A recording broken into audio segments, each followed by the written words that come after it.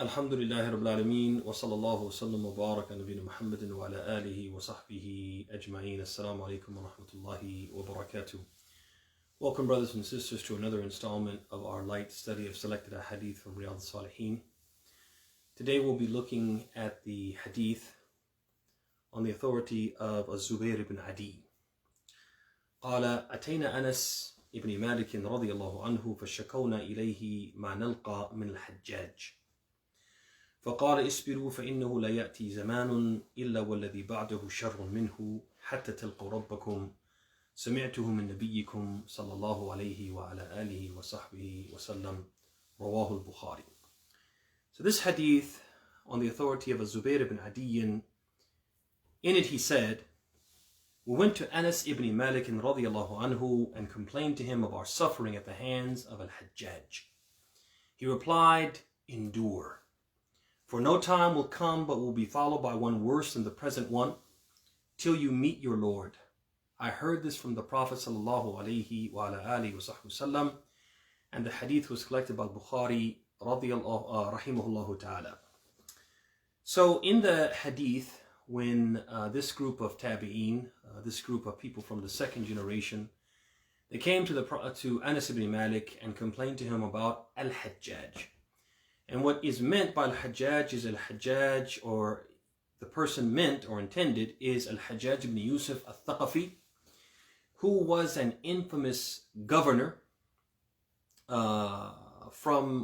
was an infamous governor during the caliphate of Abdul Malik ibn Marwan. And he was notorious for his tyranny, for his bloodshed, for his brutality and his ruthlessness, to the point that Al-Sha'bi rahimahullah ta'ala, he narrated, he said, كان عمر فمن بعده إذا أخذوا العاصي أقاموه للناس ونزعوا إمامته فلما كان زياد ضرب في الجنايات بالسياط ثم زاد مصعب بن زبير حلق اللحية فلما كان بشر بن مروان سمر كف الجاني بمسمار فلما قدم الحجاج قال هذا كله لعب فقتل بالسيف. So Al-Sha'bi, he narrates, he says that Umar al-Khattab radiallahu anhu, al-Khalifat al-Rashid, and those who succeeded him, when they apprehended a sinner, they shamed him by making him stand before the people and removing his turban. So that's pretty light. That basically there will be a public shaming of the sinner, and that's it. That's what they would do to the time of Umar and the caliphs that succeeded him. Then he says, when Ziyad came to power, he lashed people for criminal conduct. So now this is a step up in terms of severity, in terms of in terms of the severity of the penalty. Then he said, Mus'ab ibn Zubayr did likewise, but added shaving the sinner's beard. So Mus'ab ibn Zubayr did the same as Ziyad did, but he added to that he would shave the beard, so it will be an additional public shaming. So now the person will be known as a sinner, and he could be recognized or identified by the fact that his beard had been shaved. Then he said, when Bishr ibn Marwan ascended to power, he would drive a nail through the palm of the perpetrator. So then this is even more severe. This is even more stringent of a penalty. And then, but he says, but when Al-Hajjaj came, he said, all of this is child's play. And he killed with the sword instead. So when people would commit sins, he would actually take their life. He would actually murder them. So in this hadith, when these people from the second generation, these tabi'een, when they came to Anas ibn Malik, and they felt that they could no longer bear the brutal tactics and oppressive treatment of Al-Hajjaj, they complained to Anas. And what we mean by when he says shakawna ila Anas, they means they asked Anas, what should we do? Given the circumstances, what should we do? What solution? What is the hell? What is the solution to this problem? And what did he tell them? Did he tell them to protest? Did he tell them to do demonstrations? Did he tell them to overthrow Al-Hajjaj, to try to assassinate him, etc.? No, rather he told them to be patient. He told them to endure. He said, Isbiru.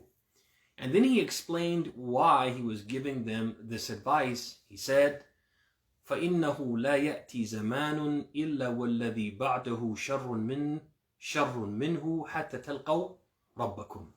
He said, because no time will come, but it will be followed by one worse than the present one till you meet your Lord. I heard this from your Prophet sallallahu alaihi wasallam.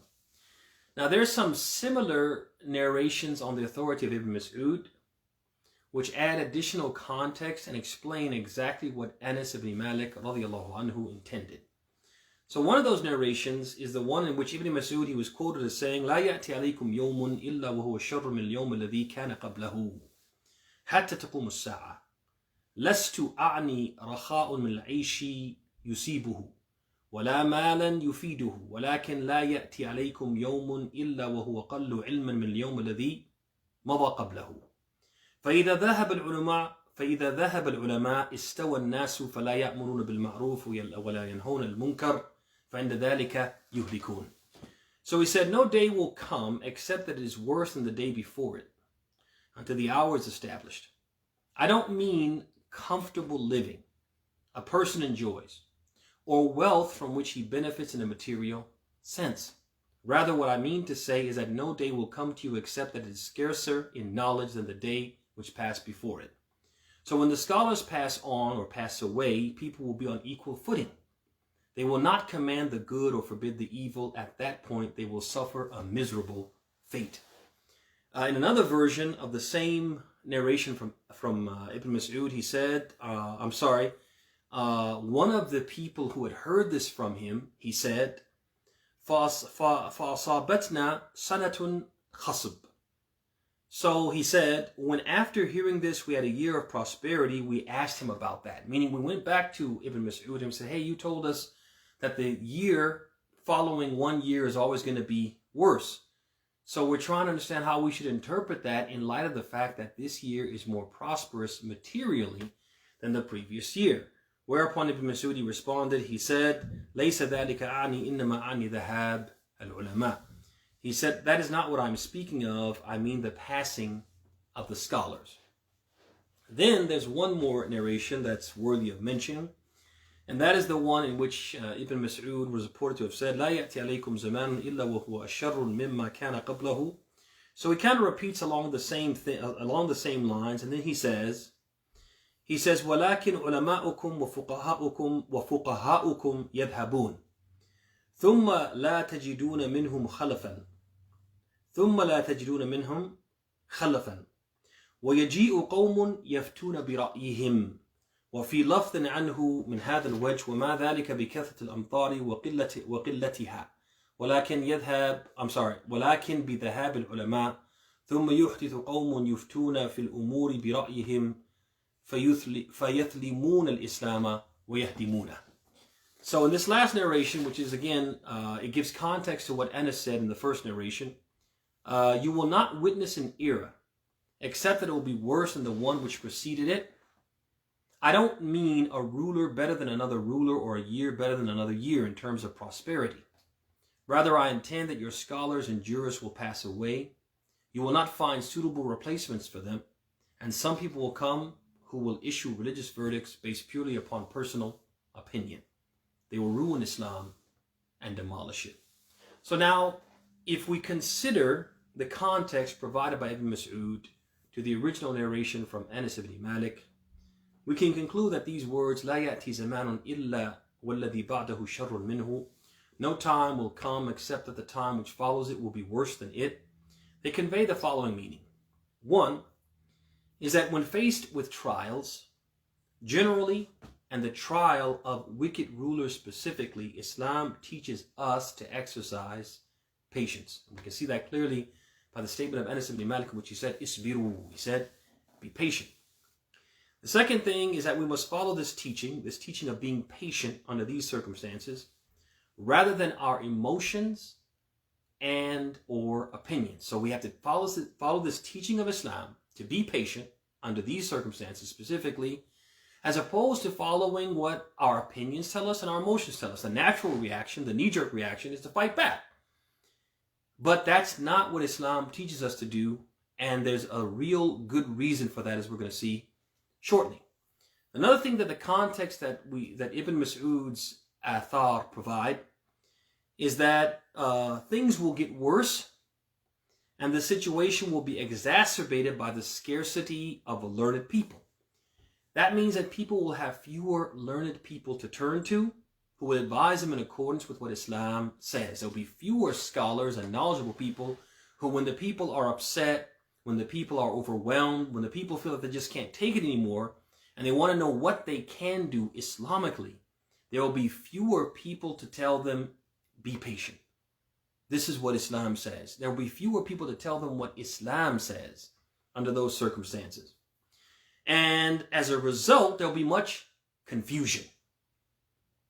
And as a result of that, people with no knowledge will assume the role of muftis and will tell the people what to do in turbulent circumstances based upon what they think is right, not necessarily what Islam says. So there'll be lots of people who will put themselves in that position. They will appoint themselves as the muftis of the people and tell the people, hey, you should do this and you should do that based upon the circumstances, based upon their personal opinions and their personal emotions and their feeling about the matter, as opposed to what Islam says.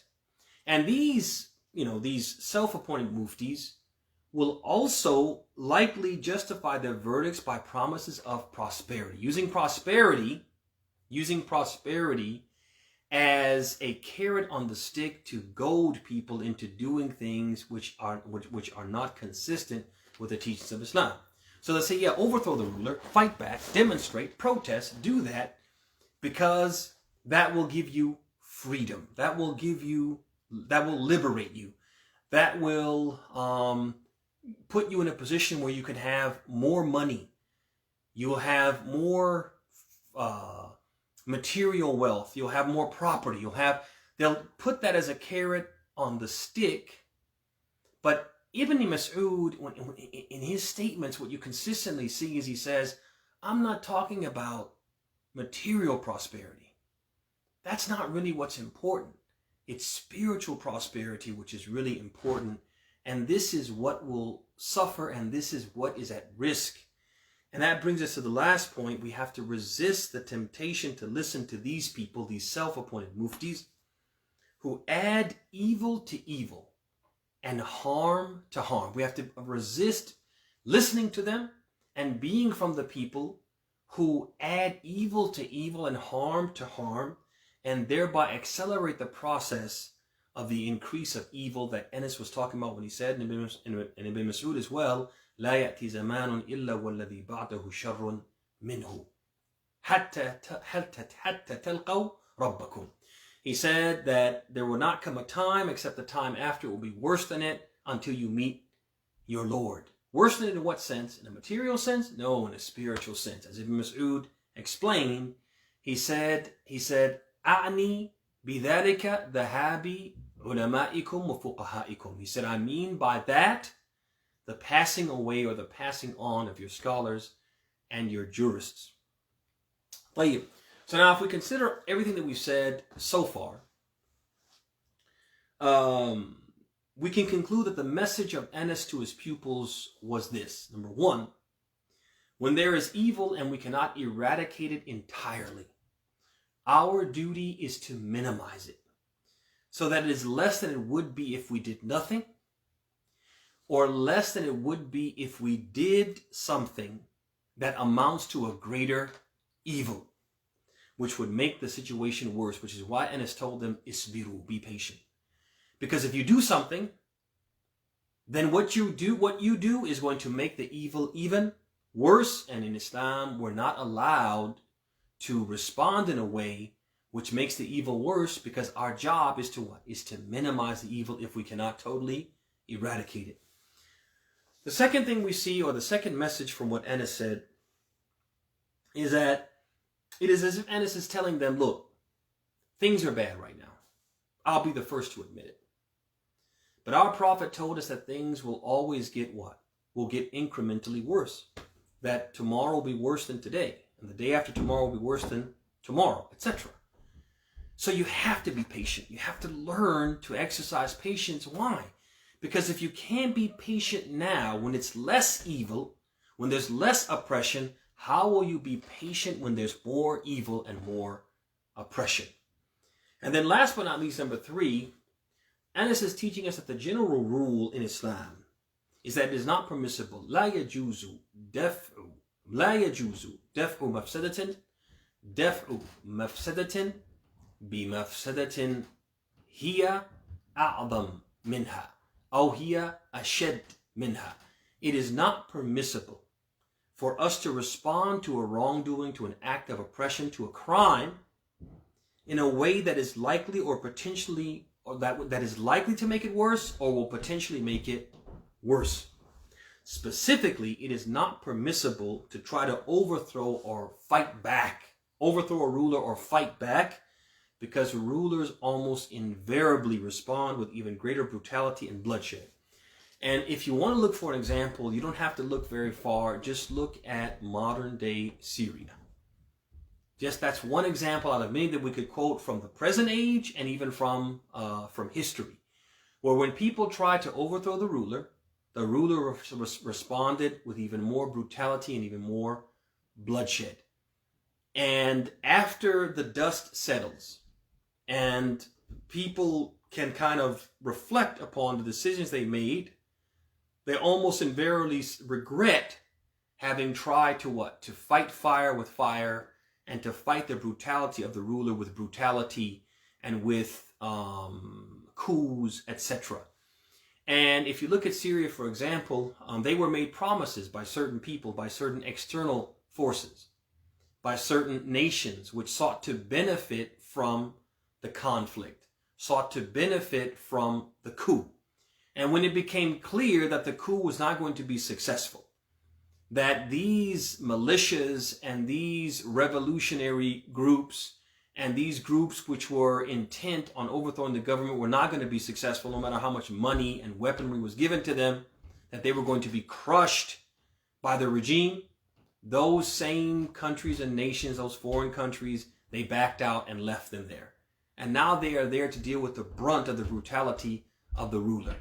And so, no matter how evil the ruler, what Islam teaches us historically, and there's so many examples we can give, what Islam teaches us historically is that no matter how evil the ruler is, patience and personal improvement is the Islamic remedy for that situation. We always have to remember the Arabic proverb that says, كَمَا تَكُونُوا يُوَلَّى عَلَيْكُمْ. As you are, so will your rulers be.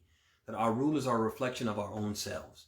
And so if we improve ourselves, then the rulers that we have will improve. We'll get better rulers. The better we are, the better the rulers who rule over us will be. كَمَا تَكُونُوا يُوَلَّى عَلَيْكُمْ. As you are, so will your rulers be. So in closing, there's an obvious question. What is the connection between this hadith and the theme of the chapter, which is hastening to do good deeds? And the answer, Allah knows best, is that hastening to do good deeds encompasses minimizing evil. And being patient, because patience obviously is one of the greatest good deeds that you can possibly do. And we talked about that extensively in the bab of sabr, the bab of patience, or the chapter of patience. So one connection is that hastening to do good deeds encompasses or includes minimizing evil. And that's what Anas basically was telling the people. That look, it's difficult, it's tough, but isbiru, endure. Be patient, and your endurance and your patience is a good deed that you can do. And by not responding with evil, you are minimizing evil, and that's also a good deed that you can do, and you should hasten to do that. The second connection is that it's as if Anas is teaching us, or this hadith is teaching us, that we must never use our circumstances as an excuse not to do good, not to do the right thing. The right thing in this case being to be patient. But they were suffering so much at the hands of Al-Hajjaj, they wanted to do something. They wanted to ignore what Islam said, and they wanted to act. And so Anas is saying, I know it's bad, but don't use our situation as an excuse not to do good deeds. Do good deeds. Hasten to do those good deeds. And don't use your circumstances as an excuse not to do good deeds. It's important for us, brothers and sisters, that there are instances where it may be that someone has transgressed against us. And we meet that person in the masjid. And what Islam tells us to do is, because that person is a Muslim, is to give them the salam. And we allow our circumstances and the way that we feel about what the person did to us or said about us, we allow that to let us not, or to make ourselves feel justified in not giving the salams. And so what Anas is saying, and what Anas is saying in a roundabout way, or the connection between Anas' narration and the actual theme of the chapter, hasten to good deeds, is, hey, don't let your circumstances be an excuse to not do the good thing, not to do the good deed. As the Prophet said in one hadith, he said, لا يحل للمسلم أن يهجر أخاه المسلم فوق ثلاث. It's not permissible for one Muslim to boycott his brother Muslim for more than what? For more than 3 days. So you see a Muslim and there's been something between you and him or her, etc., you give the salams because it's the right thing to do. And you don't let the circumstances be an excuse not to do a good deed. So with that, we'll bring today's session to a close. We ask Allah subhanahu wa ta'ala to make us from those who listen to the talk and follow the best of it.